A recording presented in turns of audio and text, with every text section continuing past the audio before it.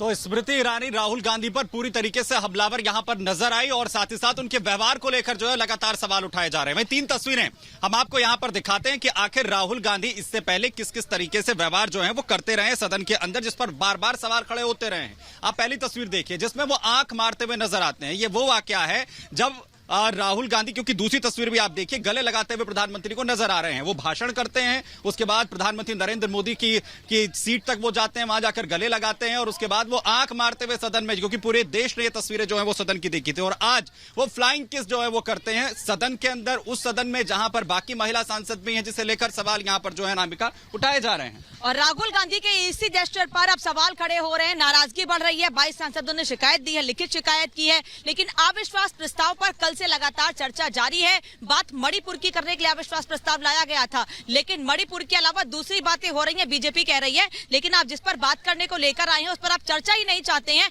तो अविश्वास प्रस्ताव किस बात का? इस रिपोर्ट को देखिए और समझिए आखिर बवाल कैसा है संसद के भीतर।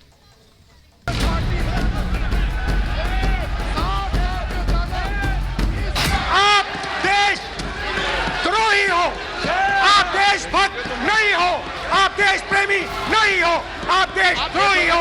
आपने देश की हत्या मणिपुर में की। 7 दशक से लोगों को नॉर्थ में किए हुए हैं, इसके इधर कांग्रेस पार्टी है।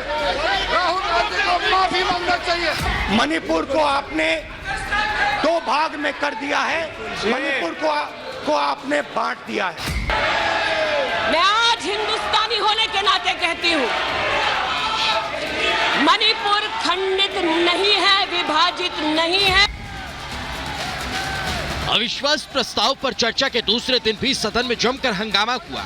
वार पलटवार, आरोपों पर करारा जवाब और बयान पर आपत्ति के साथ मोदी मोदी के नारे से लोकसभा एक बार फिर गूंज उठा। पहले दिन घमासान के बाद दूसरे दिन भी लोकसभा में विपक्षी सांसदों का शोर शराबा जारी रहा। दूसरे दिन अविश्वास प्रस्ताव पर कांग्रेस सांसद राहुल गांधी ने चर्चा की शुरुआत की। राहुल ने मणिपुर पर मुद्दा उठाते हुए केंद्र सरकार पर राज्य को बांटने का आरोप लगाया, तो सदन में जोरदार हंगामा देखने को मिला। किरण रिजिजू ने कड़ी आपत्ति जताते हुए माफी मांगने को कह दिया। हमारी जनता की आवाज है, दिल की आवाज है, उस आवाज की हत्या आपने मणिपुर में की।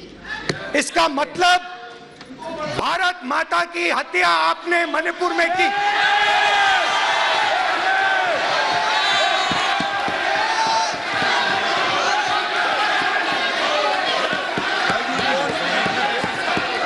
भारत माता को आपने मणिपुर के लोगों के मारा, आपने मणिपुर के लोगों को मारकर भारत की हत्या की है। 7 दशक से लोगों को नॉर्थ में किए हुए हैं, इसके इधर कांग्रेस पार्टी है। राहुल गांधी को माफी मांगना चाहिए।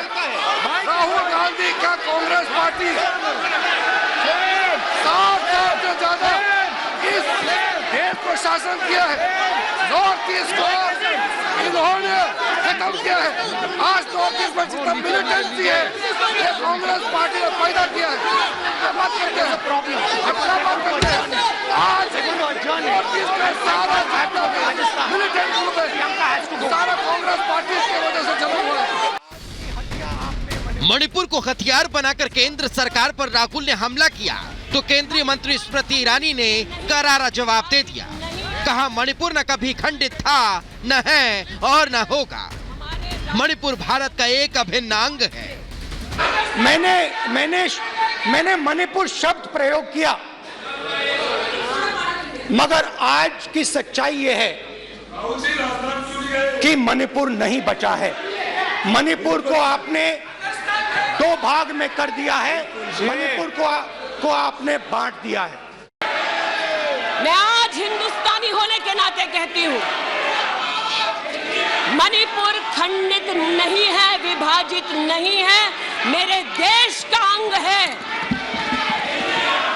मैं इनसे पूछती हूँ,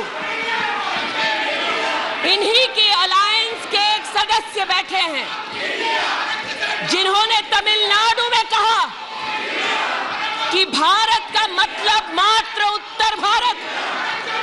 अगर हिम्मत हो राहुल गांधी में तो आकर भारत के ऊपर इस प्रकार का कटाक्ष करने वाले डीएमके के अपने साथी का खंडन करके बताएं। शायद अपने ही कोलाहल में सुन न पाए हो। मणिपुर हमारे देश का अभिन्न अंग है, खंडित न था, न है, न कभी होगा।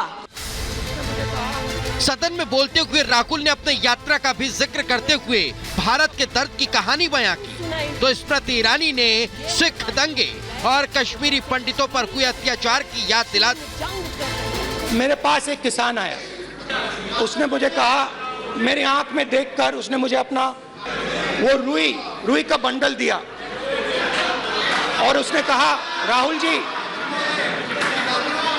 यही बचा है मेरे खेत का। मैंने उससे जो मैं नॉर्मली सवाल पूछता था, भैया आपको बीमा का पैसा मिला, वो पूछा कि नहीं राहुल जी मुझे बीमा का पैसा नहीं मिला। हिंदुस्तान के बड़े उद्योगपतियों ने वो मुझसे छीन लिया। कि जिन वादियों को हिंदुस्तान ने खून से सना देखा है, जिन वादियों में गोलियों की आवाजें हर दिन सुनाई देती थी, जब ये उन वादियों में गए तो जैसे कश्मीरी कहते हैं शीन जंग कर रहे थे, बर्फ के गोलों के साथ अपने के किसी परिजन के साथ खेल रहे थे। अध्यक्ष महोदय, ये तब संभव हुआ जब प्रधानमंत्री मोदी ने धारा 370 हटाई। राहुल के हर बयान पर स्मृति ईरानी ने चुन चुन कर वार किया। राहुल के महिलाओं की हालत पर दिए बयान पर भी करारा जवाब दे दिया। मेरा छोटा सा बेटा, महिला का सम्मान करें प्लीज। ये देखो, ये सम्मान एक ही बच्चा था मेरा, कोई शर्म कर लो गल एक ही बच्चा था मेरा, मेरे सामने, मेरे आंखों के सामने उसको गोली मारी है। दूसरे कैंप में मैं, एक महिला मेरे सामने आती है, मैं उससे पूछता हूं तुम्हारे साथ क्या हुआ, वैसे ही एक सेकंड में वो कांपने लगी। उसने अपने दिमाग में वो दृश्य देखा और वो बेहोश हो गई।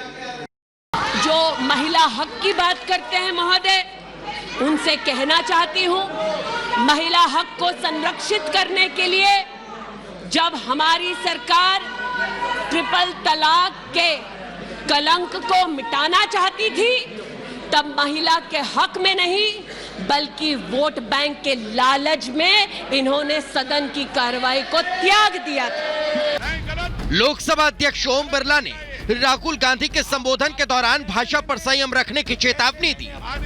वहीं जब स्मृति ईरानी सदन में जवाब दे रही थी तो कांग्रेस सांसद राहुल बीच भाषण में ही उठकर चले गए।